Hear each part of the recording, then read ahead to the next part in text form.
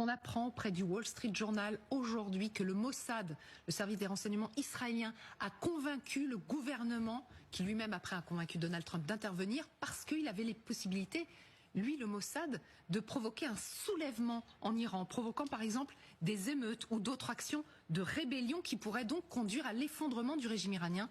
Sauf que 3 semaines après, il ne se passe rien. Et c'est constaté à Washington, parce que visiblement l'administration Trump, au sein de l'administration Trump, beaucoup disent maintenant, en fait, le régime est beaucoup plus solide qu'on ne le pensait. Et donc, cet effondrement ne va pas avoir lieu. Bien sûr, il y a deux strates opposées qu'il faut écouter à Washington, et du coup, c'est compliqué et c'est à décrypter. On a Trump, l'hubris, qui raconte tout et n'importe quoi, qui peut changer d'avis en 2 heures. Mardi à 15 heures, le régime est à l'agonie. À 19 heures, finalement, il demande de l'aide des Européens. Venez nous aider, on n'y arrivera pas à Détroit d'Ormuz. Donc il est perdu parce que Trump est habitué 2 heures au Venezuela, ça lui convient pour Maduro, mais il n'a jamais fait une guerre.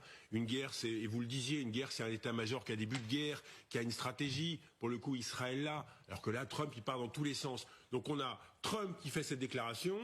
On va voir si effectivement ce sont des faits. Et deuxièmement, l'armée américaine, l'état-major américain, qui a dû lui dire dans les 4 derniers jours, on va, désolé, vers un scénario fou d'engrenage.